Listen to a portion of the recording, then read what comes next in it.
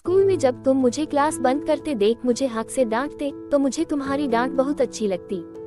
तुम्हारी डांट सुनने के लिए मैं जानबूझकर ऐसी हरकतें करती। जब भी तुम हमारे घर आते तो मैं तुमसे बात करने का बहाना ढूंढती, पर मेरे प्यार से बेखबर तुम हमेशा हमारे मध्य एक मर्यादा की लकीर खींच देते। स्टोर रूम की सफाई करते हुए अचानक मेरी नजर वहाँ शेल्फ में रखी पुरानी एल्बम्स पर पड़ गई। ना जाने कितनी बार देखा होगा यादों से भरे इन एल्बम्स को मैंने, किंतु हर बार उसे देखने को मन ऐसे लालायत हो जाता है जैसे पहली बार देख रही हूँ। सफाई को दरकिनार कर मैं वही बैक एल्बम देखने लगी।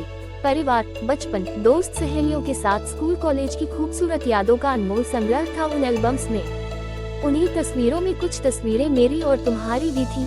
तुम्हारी तस्वीर देखते देखते मैं भी स्कूल के दिनों में विचरण करने लगी। तुम मेरे पापा के अजीज मित्र के बेटे थे।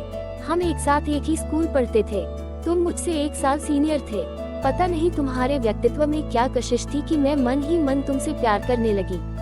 स्कूल में जब तुम मुझे क्लास बंद करते देख मुझे हक से डांटते तो मुझे तुम्हारी डांट बहुत अच्छी लगती। तुम्हारी डांट सुनने के लिए मैं जानबूझकर ऐसी हरकतें करती। जब भी तुम हमारे घर आते तो मैं तुमसे बात करने का बहाना ढूंढती, पर मेरे प्यार से बेखबर तुम हमेशा हमारे मध्य एक मर्यादा की लकीर खींच देते।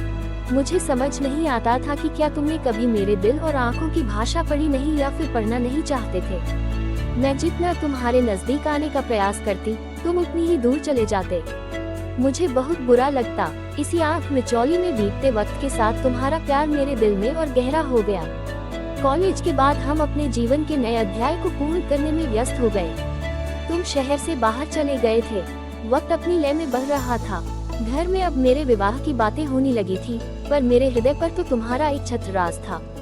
इससे पहले कि मैं तुमसे अपने एक तरफा प्यार का इजहार कर पाती, पापा ने मेरा रिश्ता अपने किसी मित्र के बेटे के साथ तय कर दिया। मैं बहुत रोई, गिड़गिड़ाई, शादी के लिए मना भी किया, किंतु सब निष्फल।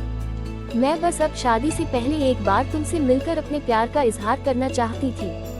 तुम्हें जी भरकर देखना चाहती थी और तुम्हारे गले लगकर जी भर के रोकर अपना दिल हल्का करना चाहती थी। उस दिन जब मैं तुमसे मिलने आई थी तो तुम्हें देखते ही तुम्हारे गले लगकर रोने लगी और रोते रोते इजहार इश्क भी कर दिया। मेरी बात सुनकर तुम जोर जोर से हंसने लगे। तुम्हारी हंसी पर मुझे बहुत गुस्सा आया। तुम बड़े प्यार से मेरे आंसू पोंछते हुए बोले, अभी तक नहीं समझी पगली लगता है। तुमने कार्ड पर नाम ध्यान से नहीं पढ़ा। आरोही संग आदित्य। आदि आदि बोलते प्यार तुम मेरा नाम आदित्य भूल गई। अरे मम्मी पापा हमारे मन की बात जानते थे।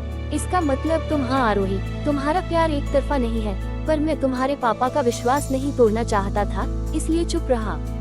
तो फिर अब तैयार हो तुम मिसेस आदित्य बनने के लिए कहकर तुमने शरारत भरी नजरों से देखा तो मैंने शर्मा कर तुम्हारे दिल पर अपना सिर छुपा लिया था। वर्षों बाद आज भी जब उस दिन के विषय में सोचती हूँ तो चेहरे पर तुम्हारे प्यार की लालिमा छा जाती है। आप लोगों को हमारी यह कहानी पसंद आई होगी। वीडियो पसंद आए तो लाइक करें और चैनल को सब्सक्राइब करना ना भूलें।